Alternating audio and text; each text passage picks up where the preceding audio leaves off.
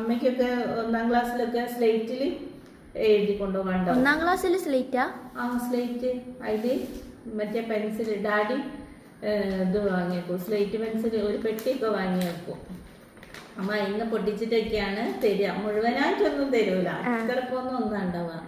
അതിന് പൊട്ടിച്ചിട്ട് 2 എണ്ണാക്കിയിട്ടാണ് തരിക.